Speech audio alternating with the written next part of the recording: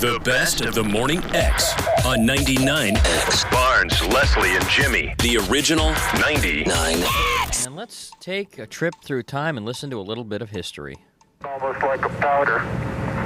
Ground mass is very fine. Boy, look at those pictures. Wow. It's a little shadowy, but he said he expected that in the shadow of the lunar module. Armstrong is on the moon. Neil Armstrong, 38-year-old American, standing on the surface of the moon on this July 20th, 1969. That's one small step for man, one giant leap for mankind. I think that was Neil's quote. I didn't understand it. No, one small step for man, but I didn't get the second phrase. One of our monitors here at our space headquarters is able to hear that. We'd like to know what it was. The surface is fine and powdery. I can pick it up loosely with my toe. It does adhere in fine layers, like powdered charcoal, to the sole and insides of my boot. His quote was, that's one small step for man, one giant leap for mankind. I can see the footprints of my boots and the treads in the fine sandy particles. We watched that. Well, not everybody watched it. We've all seen it. That was a historical event. Yeah. And Big. now, yeah. We welcome James Collier from somewhere in New Jersey, who is Newton. here. It's Newton, New Jersey, who would like us to know that never happened. What do you mean, James? Is that right?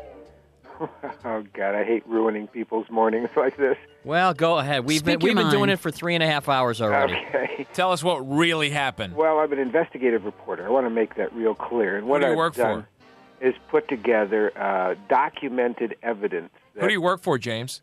Victoria House Press Okay. in New York City. Okay. And I got into this strictly by accident. I always believed we went to the moon.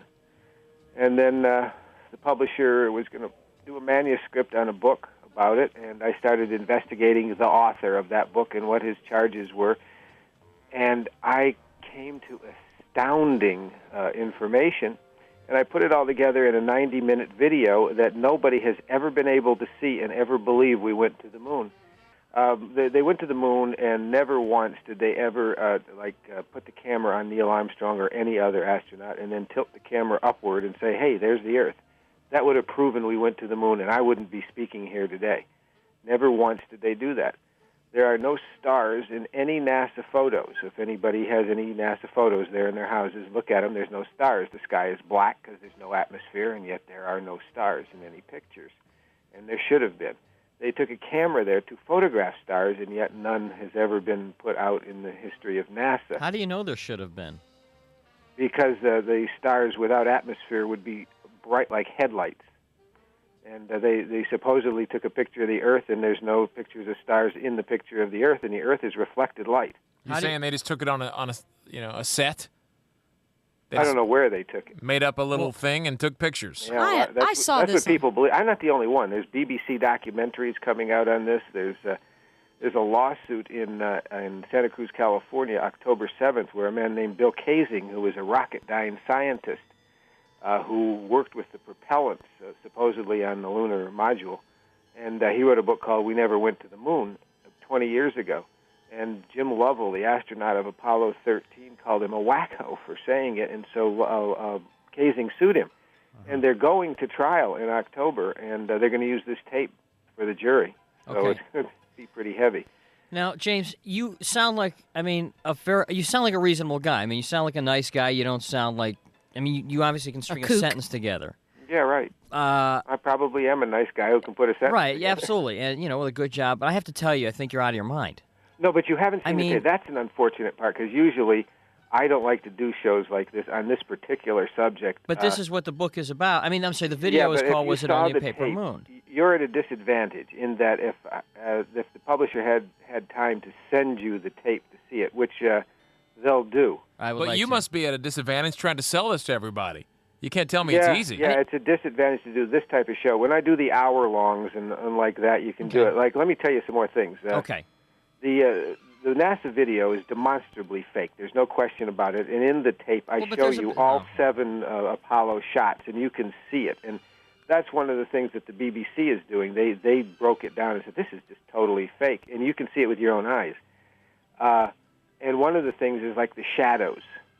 The shadows of the astronauts will go from 3 times their length. Like if they're 6 feet tall, the sun will cast a shadow, making them 18 feet long, to 1 time their length within an hour, which is impossible. The moon's day is 14 Earth days long. The LEM will land, and you'll see that the shadow of the LEM is 33 feet long, which is exactly the length of the LEM, and they'll step out into the sunlight, and their shadows will jump to 3 times their length. Totally impossible.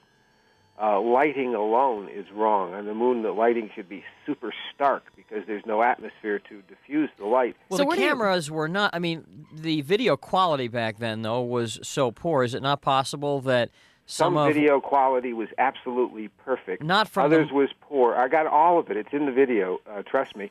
And the trust film, you. Okay, I trust you. It was right. fake. The film itself, it's a Hasselblad camera film, the same. All photos, everything is the same, very softly lit like on Earth.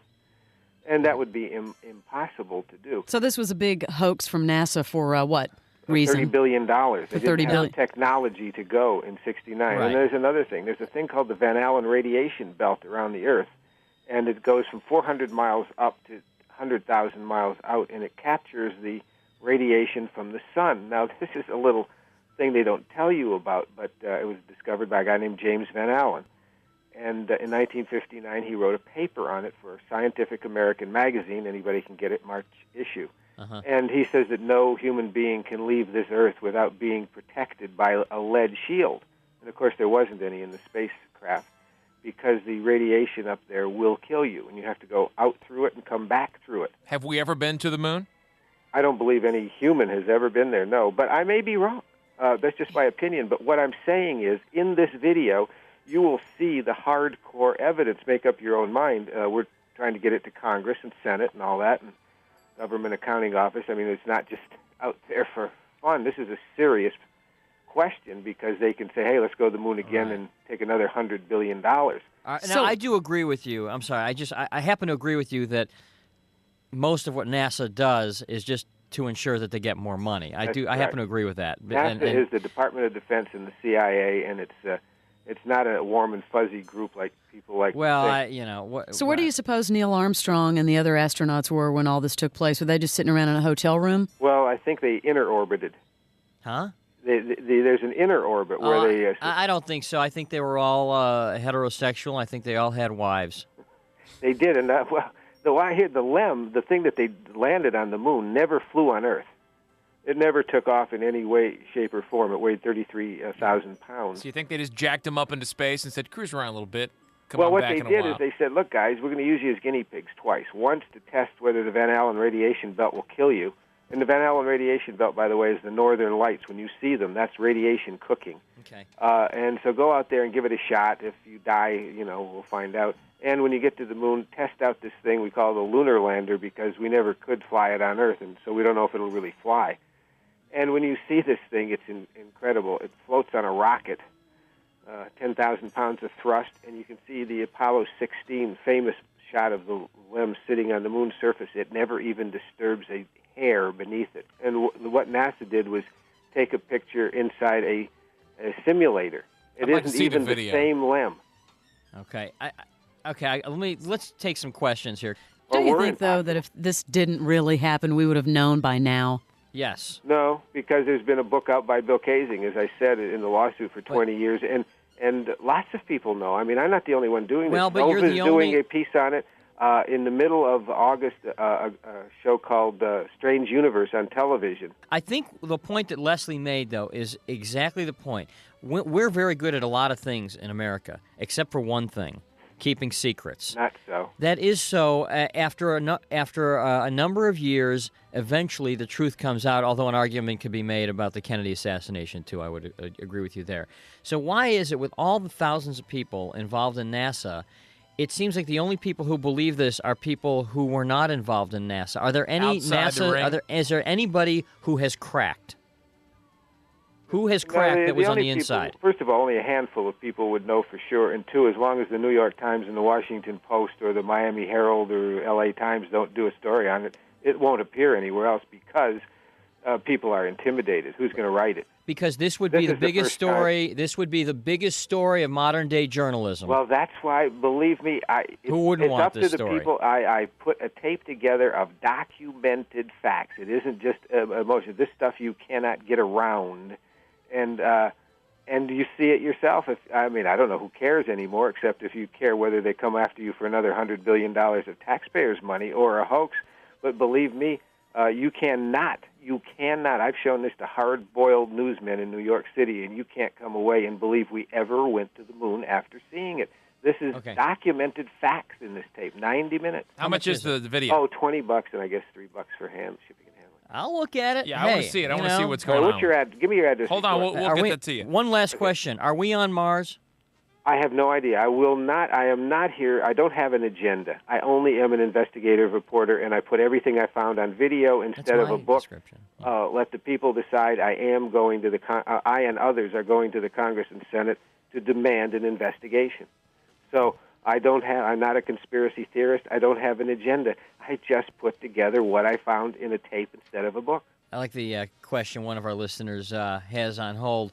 If nobody went to the moon, then who's the guy on the MTV commercial? Very true. Who is that guy? Hey, you know what? It's hard to argue with that.